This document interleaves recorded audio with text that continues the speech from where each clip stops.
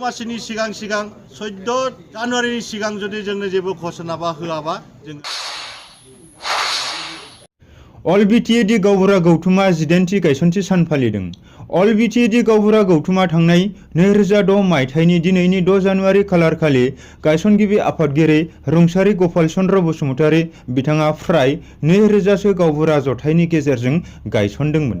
दिनैनि बे 18थि गायसनथि सानखौ चिरां जिल्लानि काजलगावआव थानाय गावबुरा भवनाव फुंनि 9 रिंगासो समाव गावबुरा आफादनि फिरफिलाखौ उरायहोनानै हाबाफारिखौ जागायजेनो आरो फारिलाइ बायदि हाबाफारिखौ सामलायलाङो आरो बे 18थि गायसनथि सानाव गाहाय आलासि महरै नुजाथिफैगोन राज्य सभानि एमपि मानगोनां रोनगोरा नार्जारी बिथाङा।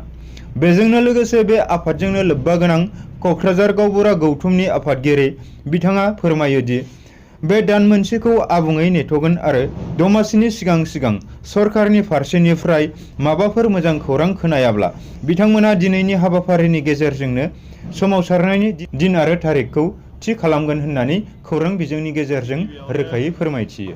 इंराजि बोसोर गोदाननि नोंथांमोन मिडियानि सायाव आखाइ खबजबनानै नोंथांमोननि बोर जासिनाय थाबाय आरो इसोरा जाहाथे नोंथांमोनखौ अराय सम आवगायलांनो हायो बोर होथों। लोगोसे जोंनि साफ्रोमबो गामिनि सोद्रोमाफोरजों लोगोसे गावबुरा बिथांमोनखौ गुरैयै खुलुमहरनानै फैगौ बोसोरफ्राव जाहाथे कुनु दुर्घटना घटिया जासे गावनि जिउखौ खांलांनो हायो बेनि थाखाय आङो आखाइ खबजबनानै खुलुमहरनाय थाबाय। दिनै आङो 6 जानुवारि 2024 इंनि मायथाइयाव दिनै जोंनि गावबुरा खन्थानि फिरफिला बिरहोनाय जादों 9 रिंगायाव। बेनि सिगां आं बुंगोन दि जोंनि गावबुरा खन्थाया 2002आव स्थापन खालामनाय जादों क'क्राझार डिस्ट्रिक्ट हिसाबै। दा बिनिफ्राय जोङो बे समाव गावबुरा पद मोनाखैमोनब्लाबो बिनि फाउन्डारफोरखौ बिथांमोनहा 2006आव अल बिटिएडि गावबुरा मुं लानानै स्थापन खालामदों। 2006 8 डिसेम्बराव बिथांमोनहा बिटिसि गभर्नमेन्टजों रिकगनाइज खालामनानै रेजिस्टार खालामनाय जादों। बिनिफ्रायनो जोङो खारगावआव थानाय क'क्राझार खारगावआव थानाय गावबुरा भवन मोनसे मोननो हादों। बेनि उनाव नैबे दिनै जे जों उदजापन खालामदों फाउन्डेसन डेखौ दिनै फालिदों बे जाबाय चिरां डिस्ट्रिक्ट गावबुरा भवन। जों बेवहायनो 2016आव बेवहायनो फाउन्डेसन डेजों लोगोसे जोङो फार्स्ट कनफारेन्सखौ लानाय जादों। दा बिनि उनाव जों मोनफ्रोमबो डिस्ट्रिक्टआव गावबुरा भवन स्थापन खालामनाय जादों। दा जोङो गावबुराफ्रा जोंहा गोदोनिफ्रायनो जोंनि बर' हारि एबा आसार खान्थि खांबोनाय बा जोंनि रायजो जाबोनायाव जों गावबुराफोरजोंसो लानानै जोङो गामिखौ दैदेनबोयो आरो गामियाव थानाय जेसेबांनाखि मोजां गाज्रि बाद बिबादनि सोमोन्दै जोङो बेवहाय सावरायनानै जोंनि गावबुरा बिथांमोनहानो जास्ट जज हिसाबै सालायबोदों। दिनै कर्टनि खामानि गैयाजासे जोङो गामिखौ दैदेनबोदों। बे दैदेनबोनायाव दिनै इलेक्ट्रनिक जुग मुगानि सायाव दिनै जोङो बेखौनो बुंनांगोन दे जोंनि गावबुराफोरनि साननाय हनाय ल' एन्ड सिटुएसनखौ जोङो क्रिएट खालामनानै लायो अब्लाबो जों हायाब्ला ल' एन्ड सिटुएसन जेखिनिखि गभर्नमेन्ट इन्डियान गभर्नमेन्टनि आन्डाराव जे सेक्सनाव थाङो बेवहाय जोङो दैथायहरनाय जायो। दा दिनै जोङो जोंनि बड'लेण्ड आन्दलन समाव जायनिखि बिथांमोनहा दिनै गावबुरा हिसाबै दंफैयोमोन बिथांमोनहा दिनै बड'लेण्ड सोरजिनायाव बिथांमोनहाबो एसे बिहोमा होदों।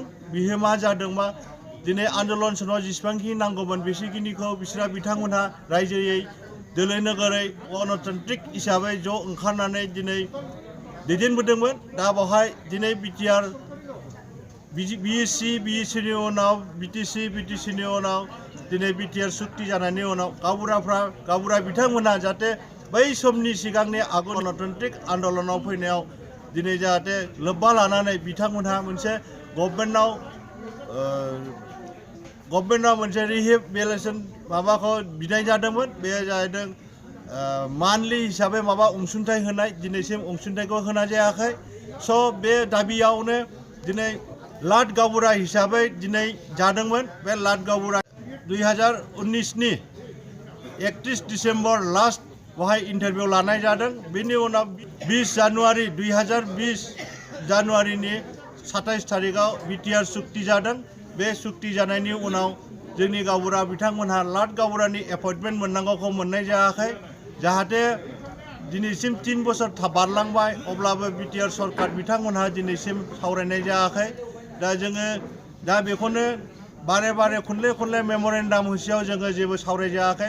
मोनफ्रोमबो एसेम्ब्लियाव जोङो इनफरमेसन मोनगौबा जों नेबाय थायोमोन, खिन्थु मोननाय जायाखै। दिनै जोङो बेखौनो बुंगोन दे 2024 नि दिनै 6 जानुवारि फाउन्डेसन डेआव जोङो बेखौनो थिरांथा लानाय जागोन दे जाय बिथांमोना लाट गावबुरा हिसाबै मोननांगौमोन बिथांमोनखौ जाहाथे लाट गावबुरा हिसाबै होयो आरो जे सुब्बा हिसाबै बा मोनफ्रोमबो रेभिनिउ भिलेजनि गावबुरा बिथांमोन दङ बिथांमोननो एककालीन बा बोसोरकिया बा मान्थलि हिसाबै जाहाथे माबा मोनसे अनसुंथाइ होनानै जोंनि गावबुरा दैदेननांगौखौ जाहाथे मोजाङै मोजां जों दैदेनलांनो हायो। आरो लोगोसे उदालगुरि जिल्लायाव जायफोर थैनाय दङ बिथांमोननि थैनायनि पदखौ जाहाथे लांदां जायगाखौ सुफुंना होयो, चिरांनिखौबो सुफुंना होयो। नाथाय जोंना दुर्भाग्यजनक जे क'क्राझार आरो चिरां बे जिल्ला मोननैयाव जोंहा दिनैसिम जोंनो कुनु गभर्नमेन्टनि तरफनिफ्राय बा बिटिसि सरकारनिफ्राय जों जेबो अनसुंथाइ मोननाय जायाखै। स' जोङो रायज्लायनोल' थाङो, जोङो खनले मेम'रेन्डाम होबोबाय।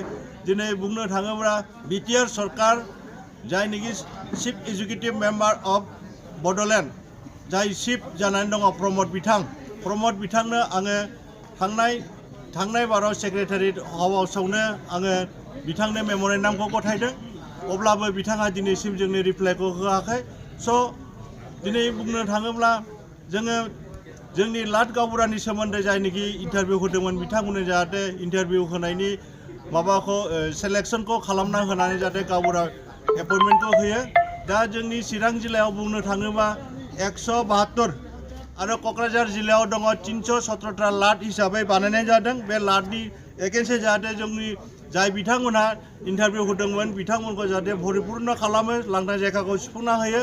दा बिनि थाखायनो आङो बिथांखौ गले खावलायनाय थाबाय। आरो लोगोसे जोंहा गावबुराफ्रा निजेस्स' मोनसे ड्रेस दङ। बे ड्रेसा जाहैदों नैबे जहर कट, आर'नाइ आरो लोगोसे जोंहा दङ नैबे जोंनिनो सिनायथि आइ कार्डजों लोगोसे जोंहा फारौ गुफुर बिरनाय दङ। बे जाहैदों जोंनि बिटिसि सरकारनिफ्राय जोङो आवगायाव जोंनो बानायना लानाय। बिनि सायावनो जोङो दिनै जोंना थांनाय चिफ सेक्रेटारि किरल सारानो बेवहाय निजुक्ति होलांनाय दङ। जों दा बेखौ लानानै जोंनि गावबुरानि सिनायथिखौ जोङो बावनो लादों। जोंहा निजेस्स' ड्रेस दङ हिसाबै जोंहा जोंनि ड्रेसखौ लानानै जोङो गौरब आरो बेजों लोगोसे जोंहा जायफोरनोखि गोदान थैलांनाय बिथांमोननो जाहाथे माबा मोनसे अनसुंथाइ होयो। जोंहा मेम'रेन्डाम दिनै गोदानै मेम'रेन्डाम होफिननाय जागोन।